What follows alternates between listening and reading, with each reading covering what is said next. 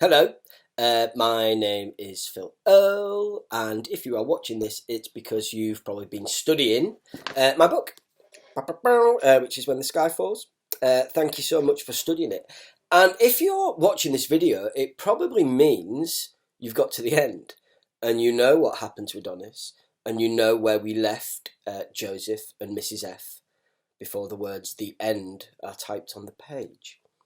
And a lot of people have come to me after the book's been published and said, "You've got to tell me what happens next to Joseph. I need to know, and I need to know what happened to Syd, and I want to know if Mrs F is happier and if she manages to grieve for everything that she's lost."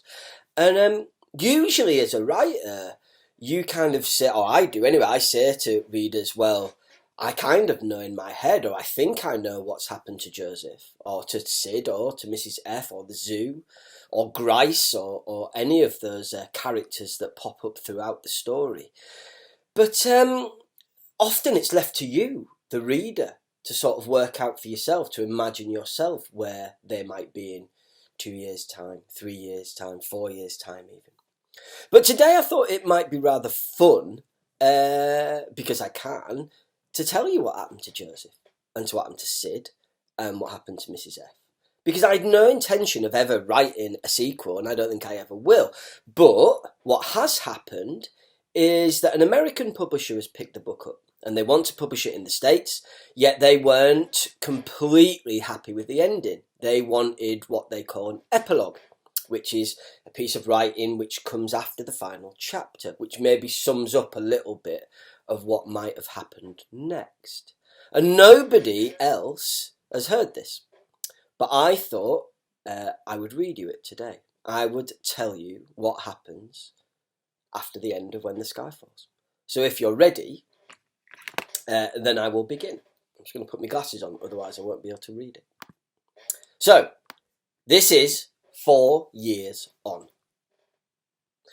Crowds milled around the cages, reluctant to head to the exit despite the lateness of the hour.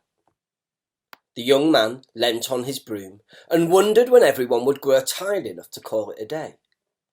He'd waited a long time to reopen the gates and see the place live with his own eyes, but now that they had, he couldn't help but feel uneasy, resentful, like he'd given up the best-kept secret, and besides, sharing had never been one of his strengths.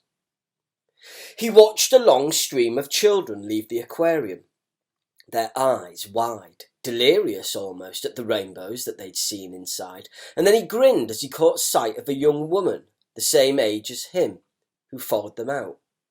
She was talking, animatedly, words rat-a-tatting one after another, never pausing. The young man smiled and shook his head, then waved to attract her attention.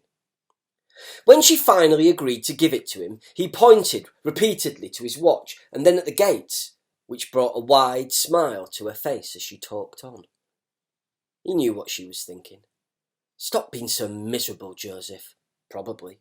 But that was okay. After all, Syd had called him a lot worse in the past. The young man did a bit more sweeping, stopping to fuss the camels, who looked bemused at the day's activities. Nothing food wouldn't solve, and he smiled at the simplicity of their lives. The crowds were thinning now, and he moved easier amongst them, happier, though he stopped when he spotted another familiar face and reached quickly into his overalls pocket. Dipping his head, he slipped the spectacles onto his face before Mrs F saw that he wasn't wearing them. He didn't like wearing the glasses, didn't see the point, as they changed nothing, not really. But having them on his face saved him a tongue lashing from her. Besides, she was only doing what was best for him, annoying as it may be. He watched as she stalked through the crowd, tried to imagine how she had felt today. There was such a lot still to do, and he knew it pained her to be open but have cages standing empty. He could only hope she felt some semblance of pride at what she, had come through. She certainly deserved to.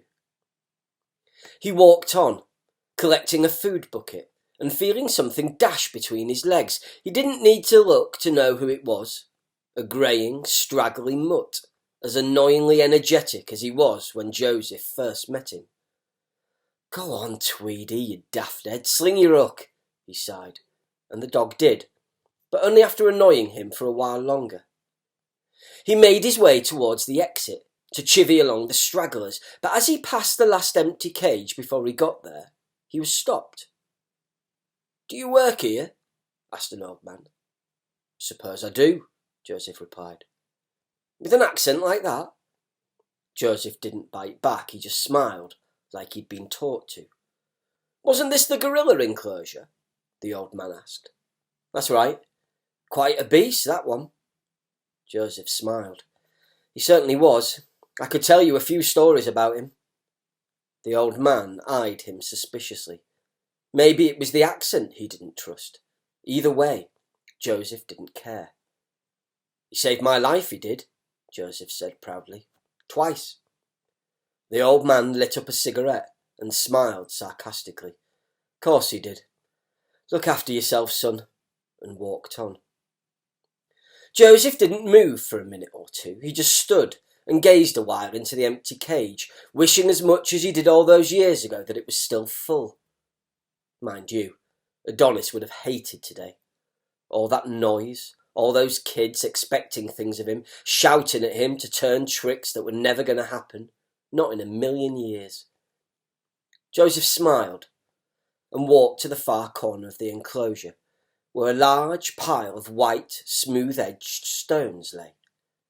To the ignorant, they were just that, a pile of rocks, but Joseph knew otherwise because he'd placed them there, every one of them.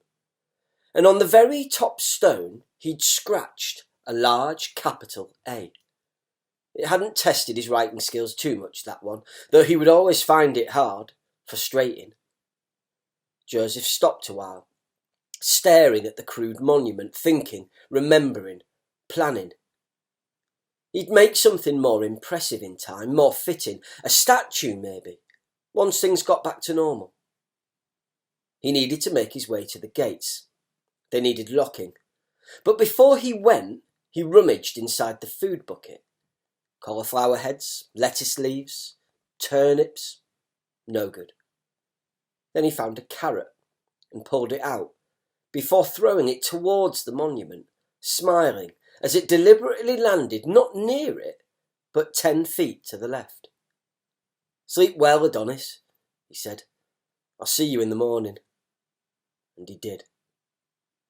And that really is the end. So I hope you enjoyed getting a little teaser of what life might have been like for Joseph. And don't forget, you can imagine it yourself. You can write your own ending should you wish. That's the beauty of writing. Thank you so much for reading When the Sky Falls. I really hoped you enjoyed it. And I hope to see you soon. All best. Look after yourselves. Bye for now.